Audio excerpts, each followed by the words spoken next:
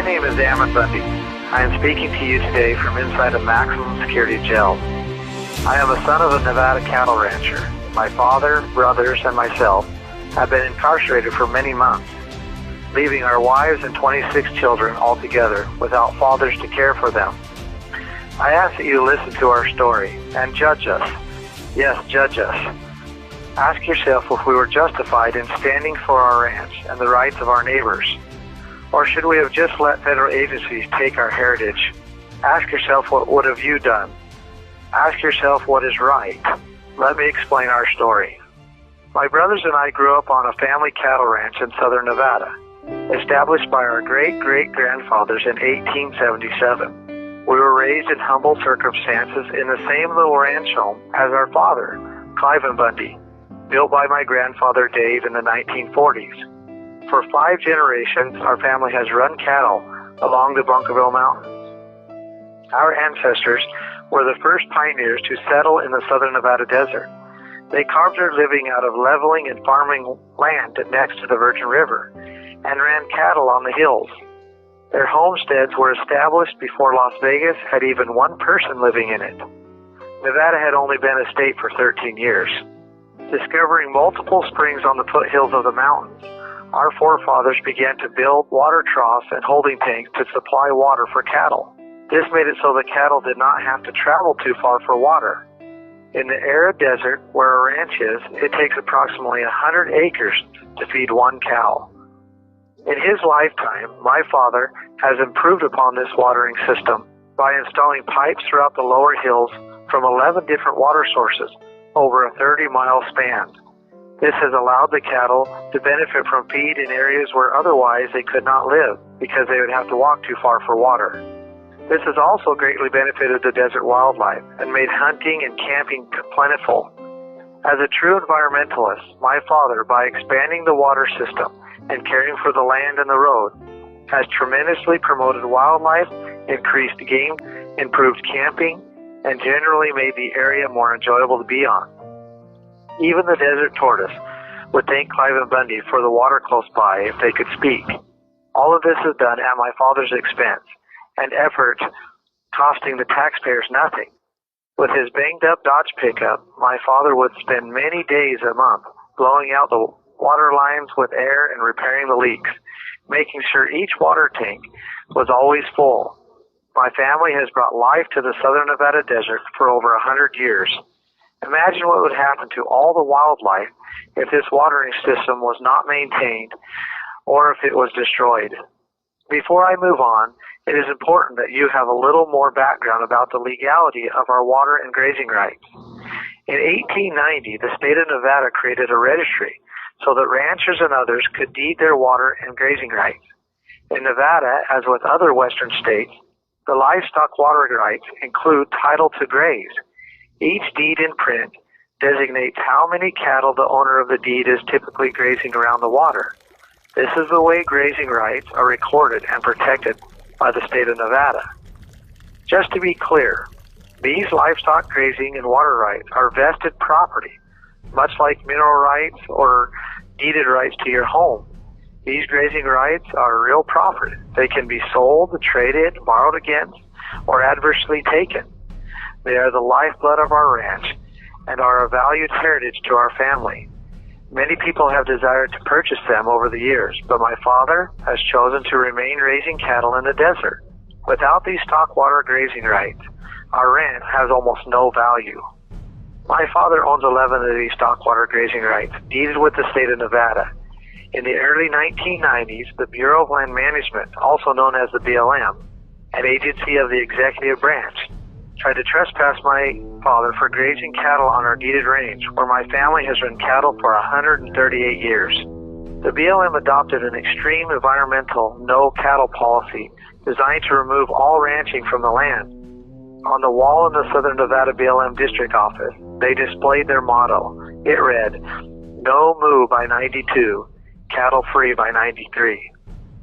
Seeing their intent to destroy his ranch, my father stood on the fact that his ranch was inside the boundaries of the state of Nevada, that the federal agencies are violating the constituted laws between the state and the federal government, and that he owns a deeded right to graze and water his cattle, established over a century ago. When agents from the Bureau of Land Management told my father that the federal government does not recognize his grazing rights and that my father must remove his cattle, he told them that they had no authority to take his family's heritage away. When they said they were going to take it away anyway, he said no, and then he said hell no. Several times the Bureau of Land Management tried to drag my father into federal court so they could strip him of his rights, like they have done with thousands of others. Being land inside the state of Nevada, not ceded to the federal government, my father held the constitutional position that federal agencies have no legal constituted authority to administer the land inside the state, and therefore no jurisdiction to trespass or prosecute him. Watching other ranchers, miners, loggers try to defend themselves in federal court when the federal government was the plaintiff, my father often said, going into federal court to defend yourself against federal agencies is like as if a man broke into your home and beat up your wife and children. So to get justice, you take him to court. When they say all arise to the honorable judge, in walks a man in a black robe, and he is the very man that assaulted your wife and children.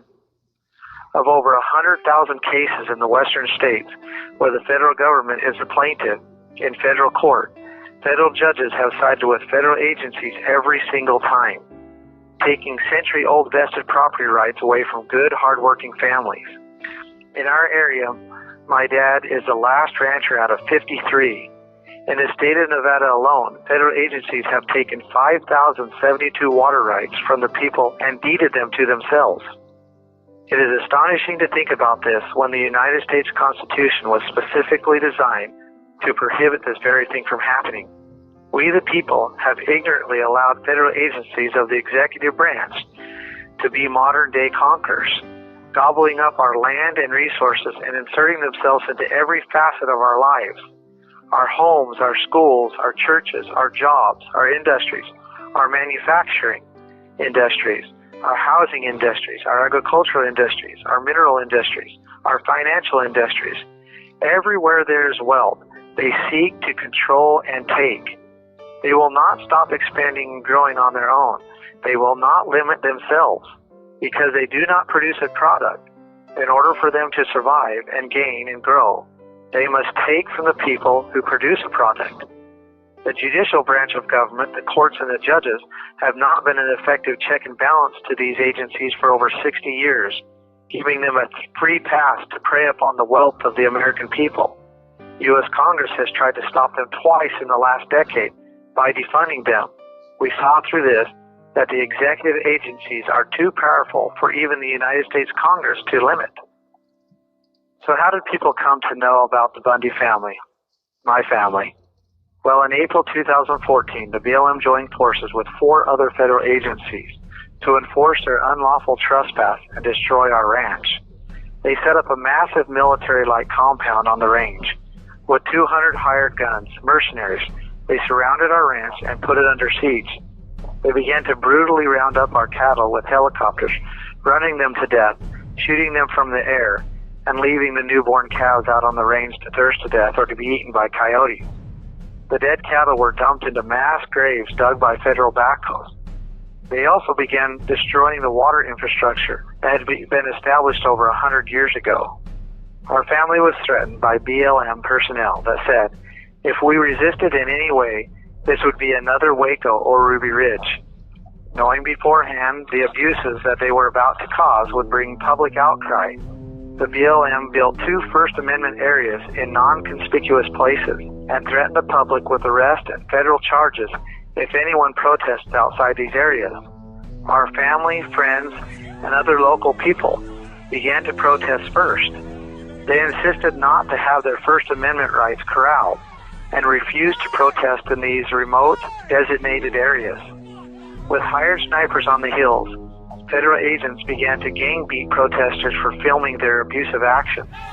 For several days, they body slammed us to the asphalt, sicked dogs on us, tased us, and threatened to open fire on us for protesting on what they said was their property, even standing next to State Highway 170 with guns to our heads and our children's heads.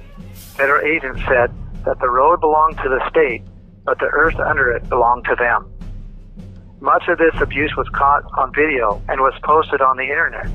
Within hours, millions had viewed the gross actions of these federal agencies.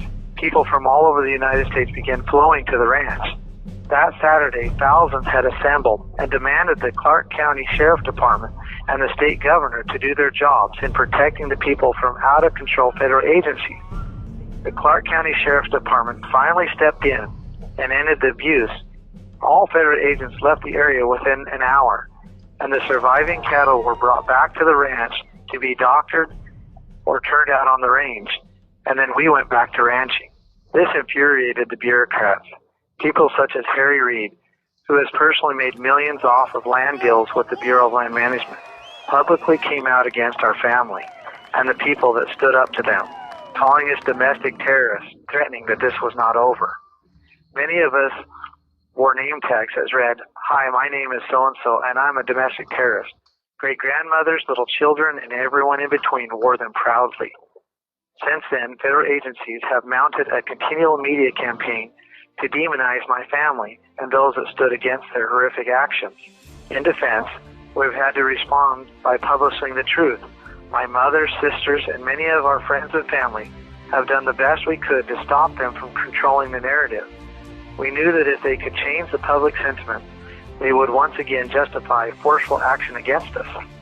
In an effort to make sure that this did not happen to any more families in Nevada, in early 2015, my family, along with several state representatives, entered a bill into the Nevada legislature.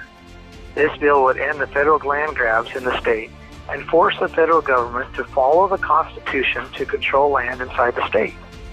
Bill AB 408. It was the most publicly supported bill in the Nevada history. Despite its popularity, bureaucrats united together from within and changed the text of the bill right before it was voted on. The new text gave them more power rather than take it away.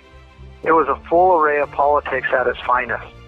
On the last day of the House vote, we had to kill our own bill, hoping that Nevada legislatures would stand up to federal agencies and protect families like ours. We left Carson City with our heads hanging low and went back to ranching, working, and raising children. Before I go on, I need to say that even though our family is suffering great pain and sorrow right now, we do not hate or harbor anger for anyone. We pray daily and diligently for those who have and continue to harm us.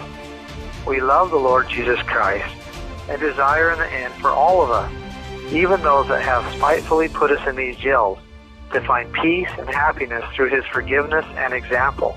Through these great tribulations, we have strived to follow the Lord and do only as He has asked. Now let me go on.